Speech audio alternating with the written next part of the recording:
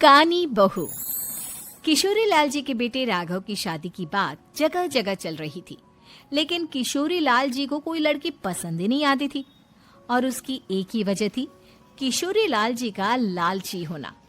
उनको लड़की वालों से मोटा दहेज चाहिए था और इसी चक्कर में एक दिन वो एक बहुत पैसे वाले के घर अपने बेटे का रिश्ता लेकर पहुंचे। उस आदमी का नाम था ओम प्रकाश।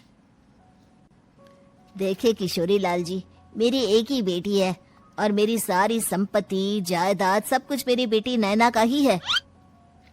पापा, नाम से लगता है बहुत खूबसूरत होगी। कितना अच्छा नाम है ना, नैना। ओ, वैसे बात तो सही है आपकी। अब इतना पैसा है, जमीन जायदाद है, इकलौती बेटी, आप भी क्या करेंगे? सब कुछ उसे ही देंगे ना। बिल्कुल ठीक पहचाना आपने। बस बेटी की शादी और सारी जायदाद उसके नाम। पापा, बिना देखे हाँ कर दीजिए ना। इतना अच्छा रिश्ता फिर कहाँ मिलेगा? माला माल हो जाएंगे हम। मैं अपनी बेटी को बुलाता हूँ। अरे नहीं नहीं नहीं नहीं, आपकी बेटी का नाम नैना है, सुनकर ही लगता है बहुत सुंदर होगी। रहने दीजिए अंकल, मैं तो आपकी बेटी के नाम से ही इतना खुश हो गया हूँ कि उसे बिना देखे शादी करने को तैयार हूँ। अब तो मैं उसका चेहरा सीधे शादी के बाद ही देखूंगा। और इस तरह राघव नैना का चेहरा नहीं देखता और उससे शादी कर लेता है। शादी के बाद अपनी सुहाग रात पर जब राघव नैना का घूंघट उठाकर देखता है तो नैना की आंखें बंद थी। कितने खूबसूरत हो तुम नैना, जरा अपनी आंखें खोलकर मेरी तरफ देखो तो सही। नहीं, मुझे शर्म आती है। अरे, मैंने तुम्हें शादी से पहले भी नहीं देखा और अब अगर तुम आंखें खोलकर मुझे देखोगी भी नहीं तो मुझे अच्छा कैसे लगेगा?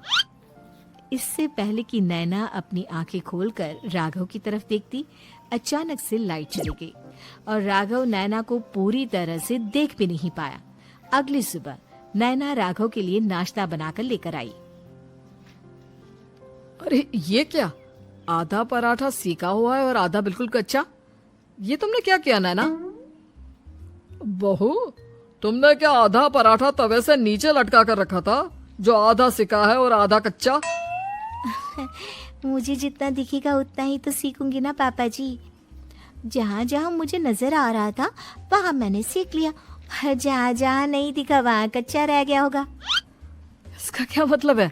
ये कैसा मजाक कर रही है तुम? अरे बहू, तुमने इतना लंबा घूंघट क्यों लगाया हुआ है? देखो, हमारे घर में बहुओं को बेटी की तरह रखा जाता है और फिर तुम तो इतना सारा माल लेकर आई हो। देखो, संग ब्याह दे, मुझे खाने पे भी नहीं चाहिए। मुझे अभी ओम प्रकाश जी से बात करनी पड़ेगी। आखिर उन्होंने मेरे साथ ऐसा किया क्यों? अरे, आप लोगों ने ही तो पापा से कहा था कि आप लोग शादी से पहले मुझे देखना नहीं चाहते। अब मेरे पापा पर क्यों इल्जाम लगा रहे हैं?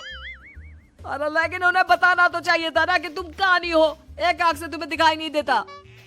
किशोरी लाल नाराज होकर ओम प्रकाश को अपने घर बुलाते हैं। पापा जी, ये आपने क्या किया? शादी से पहले बताया क्यों नहीं कि नैना की आंखों में परेशानी है? अरे, आप ही ने तो लड़की देखने से मना कर दिया था। और लेकिन आप बता तो सकते थे। आपको तो हमारी बेटी की प्रॉपर्टी चाहिए थी, वो भी पूरी की पूरी। अब क्या हुआ अगर उसे आधा दिखाई देता है? प्रॉपर्टी तो आपको पूरी मिल गई ना। अरे ये क्या बात हुई? मेरी शादी प्रॉपर्टी से नहीं, आपकी बेटी से हुई है। अब ये तो पहले सोचना चाहिए था। तब तो मेरी प्रॉपर्टी देखकर तुम्हारी जुबान लप लपा रही थी। लेकिन मैं कानी लड़की को अपनी बीवी बनाकर नहीं रख सकता। पापा, कुछ करिए ना आप। हाँ, करता हूँ।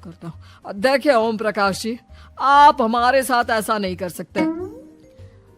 और तुम देखो, अगर तुमने मेरी बेटी से शादी तोड़ी ना, तो जो भी प्रॉपर्टी मैंने तुम्हें दी है वो तो पूरी की पूरी वापस ले ही लूंगा और आधी प्रॉपर्टी तुम्हारी भी लूंगा। अरे, मेरी आधी प्रॉपर्टी भला क्यों लेंगे आप? इसलिए क्योंकि मेरी बेटी को आधा नजर आता है और उसकी नजर अभी तक तुम्हारी आधी जायदाद पर ही पड़ी है। अब तुम उसे घर से निकालोगे तो कुछ तो लेकर जाएगी ना। और अगर हम आपकी बेटी को अपने घर की बहू बनाकर रखे तो? तो तुम्हारी पूरी प्रॉपर्टी तुम्हारी ही रहेगी, और जो मैंने तुम्हें दिया है ना उसमें से बस मैं आधा लेकर जाऊंगा। अरे लेकिन अब आप अपनी दी हुई प्रॉपर्टी में से आधी वापस क्यों लेकर जाएंगे? अगर मैं आपकी बेटी को अपनी पत्नी बनाकर रखने को तैयार हूँ तो। इसलिए ताकि भविष्य में अगर तुम मेरी बेटी को धोखा दो तो उसके पास कुछ तो रहे जो पति का हो। वैसे मेरे पास तो बहुत कुछ है, लेकिन अपने पति की कोई निशानी तो उसके पास होनी चाहिए ना। अब अगर तुमने मेरी बेटी को कानी कहा तो तुम्हें प्रॉपर्टी भी कानी ही मिलेगी, पूरी नहीं। जमाए राजा। किशोरी लाल और राघव समझ चुके थे कि वो बुरी तरह फंस चुके हैं और अब उनके पास वहां से निकलने का कोई चारा नहीं है। अब समझ में आया ना, लालच बुरी बला होती है। एक तो तुम्हें प्रॉपर्टी मिली, ऊपर से बीवी मिली, उसमें तुम्हें नखरे भी दिखाने हैं। आए बड़े, चुपचाप बैठो दोनों। कुछ दिनों के बाद नैना राघव की कार लेकर बाजार घूमने निकलती है और जब कार लेकर वापस आती है, ये क्या? एक तरफ से मेरी गाड़ी पूरी खराब हो चुकी है।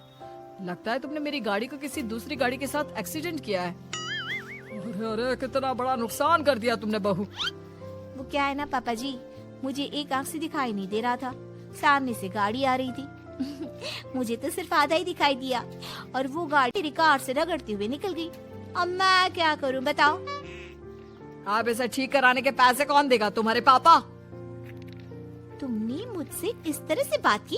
अभी रुको। नैना राघव की शिकायत ओम प्रकाश को कर देती है। देखो राघव, अब जो मेरी आधी प्रॉपर्टी तुम्हारे पास थी ना उसमें से आधी और मैं लेकर जाऊंगा, क्योंकि तुमने मेरी बेटी को डांटा। अरे नहीं नहीं पापा जी, गलती हो गई, माफ कर दो। गलती की तो कोई गुंजाइश ही नहीं। अगली बार मेरी बेटी को डांटा तो बची हुई आधी में से आधी और ले जाऊंगा। लालच के चक्कर में हम दोनों ने बहुत बड़ी गलती कर दी बेटा। एक तो तुम्हें कानी बहू मिली और ऊपर से जो माल मिला वो भी काना। इस तरह राघव की हर एक गलती पर ओम प्रकाश उसकी प्रॉपर्टी का आधा आधा हिस्सा लेकर अपना सारा माल वापस ले गया और राघव को कानी बीवी से काम चलाना पड़ा। भाई लालच वाकई में बुरी बला है।